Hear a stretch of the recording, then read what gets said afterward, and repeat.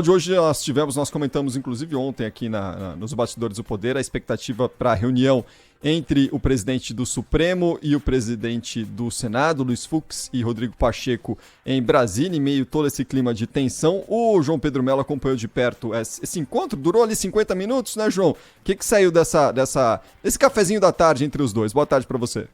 Oi, Cris, boa tarde a você, ao Cláudio, todos que nos acompanham. Olha, o que a gente teve é, de fato, uma reunião rápida, mas que discutiu diversos temas, viu? Esse encontro ocorreu no prédio do STF, tentou mais uma vez frear a crise institucional com o Executivo. E a ideia é, inclusive, incluir o Executivo nas próximas conversas. Essa situação voltou a se agravar, né? Essa crise entre os poderes voltou a se agravar após o indulto concedido pelo presidente Jair Bolsonaro ao deputado federal Daniel Silveira, que foi condenado pela Suprema Corte por atos antidemocráticos e ameaças aos ministros. Essa conversa tratou de questões como a participação de Bolsonaro nos atos do dia 1º de maio, que tiveram entre as pautas o fechamento do STF e até mesmo uma nova intervenção militar. Depois desse encontro, o presidente do Congresso, Rodrigo Pacheco, afirmou que a ideia foi a de aprimorar o diálogo para evitar um acirramento das tensões e evitar também problemas para o processo eleitoral.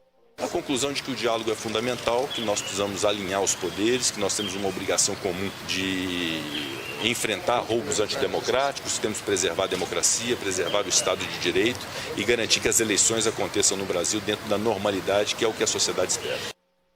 Pois é, ainda com relação a esse tema, além de Pacheco, um grupo de senadores fez questão de dar uma sinalização do Poder Legislativo a uma posição mais contundente de apoio ao pleito de outubro. Durante o encontro, Pacheco discutiu com Fux a relação entre os poderes, reforçou que a decisão do Supremo é válida, mas que somente o Congresso Nacional pode castar o mandato de deputados e senadores condenados. A gente destaca ainda que o presidente do Congresso tem mantido contato direto com o Fux e também com o presidente do Tribunal Superior Eleitoral, o ministro Edson Fachin, principalmente pela crise institucional e até mesmo pelo processo eleitoral. A expectativa, inclusive, é de um encontro de Pacheco com Fachin ao longo dessa semana, para aprofundar questões como o funcionamento e a transparência do sistema eleitoral do Brasil. Pacheco fez questão de dizer que o sistema já é transparente e que a ideia é continuar trabalhando cada vez mais por isso, que a urna eletrônica é auditável. Isso foi o que disse Pacheco nessa coletiva. A principal preocupação do Congresso agora, né, junto com o STF e o TSE,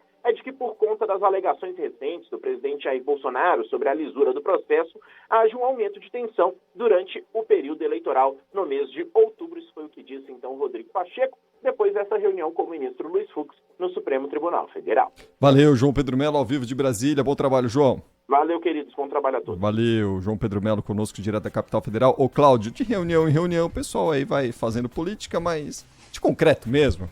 Nada, né? Nada.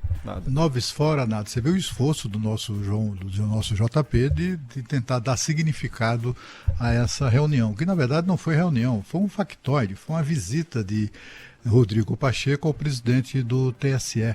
Não é próprio, não seria próprio o Rodrigo Pacheco tratar de relações ou de tensões das relações entre o Poder Judiciário e os outros poderes, né?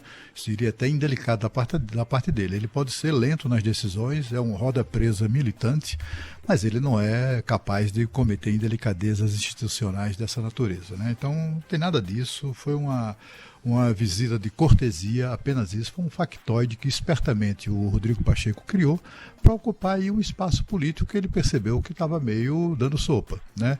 Que é o da moderação, do cara que dá uma demonstração de que, olha como eu sou bonzinho, eu sou o defensor do diálogo entre as instituições. Isso no dia seguinte, a declaração muito oportuna do ex-presidente Michel Temer, dizendo que, lembrando que a desarmonia entre os poderes é uma inconstitucionalidade, e foi a primeira vez que eu ouvi alguém formular esse tipo de pensamento.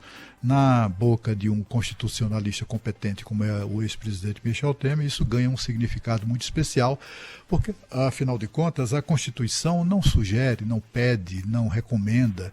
A Constituição determina, não é? Determina que os poderes têm que, pelos seus representantes, têm que agir, têm que atuar no sentido de garantir a harmonia entre os poderes. Os poderes são independentes, devem ser independentes e harmônicos, né?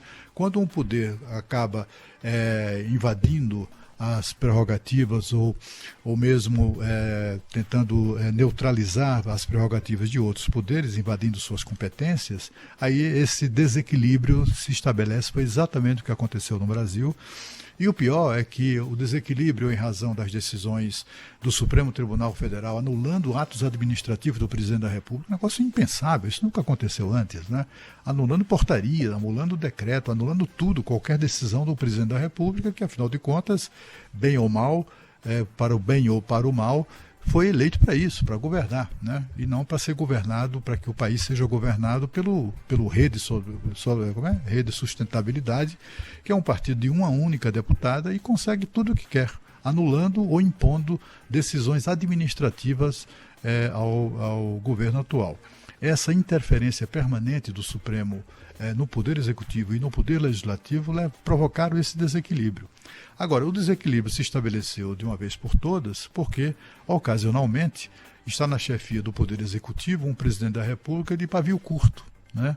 Que também que é do tipo que não leva desaforo para casa. Então, qualquer tipo de qualquer atitude do Poder Judiciário que ele considere uma invasão de competência, né, que ele considere uma injustiça, ele reage não do ponto de vista político, né, não na conversa. Cada crise dessa deveria inspirar no presidente uma iniciativa de procurar o presidente do Supremo, né, o presidente do TSE, enfim, essas figuras todas, e conversar, bater papo. Porque, na verdade, quando eles tomam uma decisão como essa, é chamando o presidente para uma conversa. E o presidente nunca foi dado a conversa, pelo contrário, foi dado a responder de maneira bastante agressiva às decisões, essas invasões de competência do Supremo Tribunal Federal. Então, assim, resumindo a ópera, né, o que a gente assistiu hoje no Supremo Tribunal Federal não passou de um factoide. Dos últimos 3 dias, a imprensa brasileira tem publicado as mais variadas versões, né, na sua imaginação sobre o que é que aconteceria nesse encontro. Foram sempre tudo factoide, né? Não passou mas factoide positivo, factoide do bem, digamos assim, né? Ficava o jornalista, um dizia isso, que ia acontecer isso, a reunião tem o objetivo de tratar do equilíbrio institucional, tudo invenção. E aí o outro dizia, porque essa reunião tem um direito, tem um objetivo, o presidente do Senado vai dizer, o presidente do Supremo, ou o presidente do Supremo dirá ao presidente do Senado que nada disso, né? Nada disso aconteceu. Foi um encontro meramente, como é que eu diria, de cortesia, né? Foi uma visita de cortesia do presidente do Supremo, que assume a presidência da República com a viagem do presidente, do vice e do presidente da Câmara, que estão na linha sucessória. Ele foi lá, deu institucionalmente um gesto ali de concórdia, digamos assim. E de outro lado, né, é preciso lembrar sempre que o Roda Presa Rodrigo Pacheco é advogado. Antes de ser político, ele se notabilizou ali e acabou entrando na política exatamente como advogado, fazendo a defesa dos interesses de partidos e políticos junto aos tribunais superiores. Ele atua junto aos tribunais superiores, é do interesse dele manter com os integrantes do Supremo, do TSE e todos os demais tribunais, relações muito fluidas, né? Relações de simpatia, etc. e tal. Ele fez mais uma vez isso, agora na condição de... Porque ele sabe que se eventualmente ele perder uma eleição, né? Uma reeleição ou uma eleição para qualquer outro cargo, ele vai voltar à banca de advocacia dele, que continua atuante aqui em Brasília.